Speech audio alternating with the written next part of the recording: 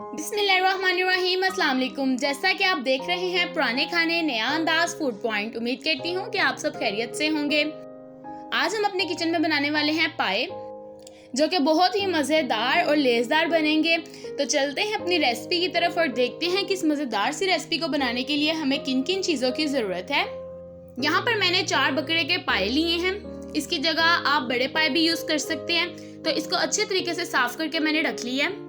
खड़े मसालों में हम लेंगे 2 चम्मच सूखा धनिया, 1 चम्मच काली मिर्च, 2 चम्मच जीरा, 2 बड़ी इलायचियाँ और 2 अदद दालचीनी के पीसेस। इनको अच्छे तरीके से मिक्सी में डालकर हम ग्राइंड कर लेंगे। यहाँ पर हम एक पैन लेंगे, इसके अंदर 1 कप कुकिंग ऑयल का ऐड करेंगे।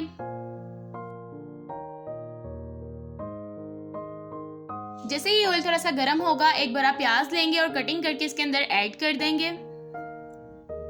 अब इसको लाइट सा फ्राई कर लेते हैं। इसके साथ साथ अगर आप मेरे चैनल पे नए हैं और अभी तक आपने मेरे चैनल को सब्सक्राइब नहीं किया तो प्लीज़ इसको सब्सक्राइब कर लें और साथ लगे बेल आइकन के बटन को ज़रूर प्रेस करें ताकि मेरी हर न्यू आने वाली वीडियो का नोटिफिकेशन सबसे पहले आप तक पहुंच सके। जैसा कि आप देख सकते हैं कि प्याज का लाइट पिंक कलर आ गया है। अब हम इसके अंदर अदरक लहसुन का पेस्ट ऐड कर देंगे और अच्छे तरीके से 2 से 3 मिनट के लिए इसको फ्राई कर लेते हैं।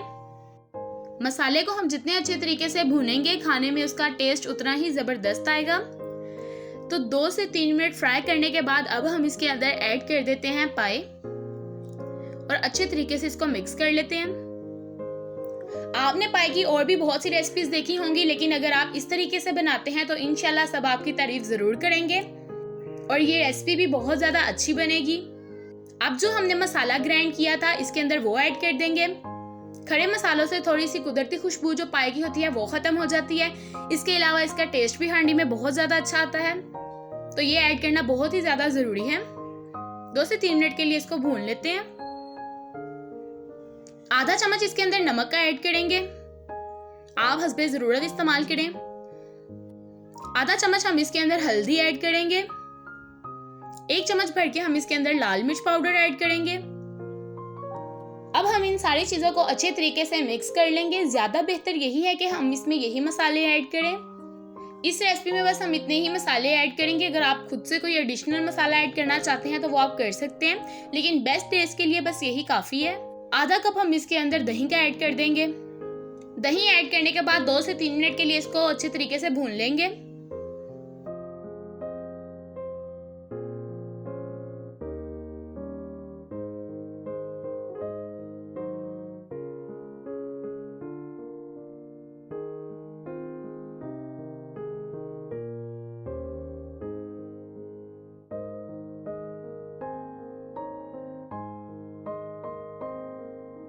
जैसे कि आप देख सकते हैं कि मसाला अलग हो गया, यानी इसकी अच्छी तरीके से भुनाई हो गई है।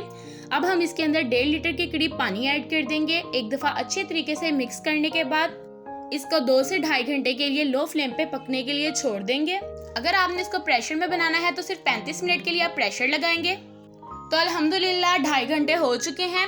अब आप देख सकते हैं कि इसकी जो ग्रेवी है वो भी थिक होना शुरू हो गई है।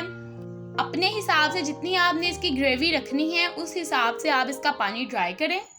ग्रेवी की थिकनेस आप देख सकते हैं, तो मुझे इसकी थिकनेस इतनी ही चाहिए, इसीलिए मैं इसका फ्लेम ऑफ कर दूंगी। फ्लेम ऑफ करने के बाद थोड़ा सा गरम मसाला इस पे स्प्रिंकल करेंगे और अब इसको हम अच्छे तरीके से मिक्स करके डिश आउट कर लेते हैं। अल्हम्दुलिल्लाह हमारा सालन बनके रेडी हो चुका है। तो ये देखिए कितने अच्छे तरीके से सॉफ्ट हो गया, कितने अच्छे तरीके से गल चुका है। तो उम्मीद करती हूँ कि आपको आज की रेसिपी बहुत ज़्यादा पसंद आई होगी। अगर आपको ये रेसिपी पसंद आई हो तो मेरे चैनल को लाइक, शेयर और सब्सक्राइब करना मत भूलें। इसको ज़्यादा से ज़्यादा फैमिली और फ्रेंड्स में शेयर करें। तो मिलते हैं एक और नई आसान और मज़ेदार रेसिपी के साथ। तब तक अपना बहुत सारा ख्याल रखें और मुझे भी अपनी दुआओं में याद रखें। अल्लाह हाफिज़।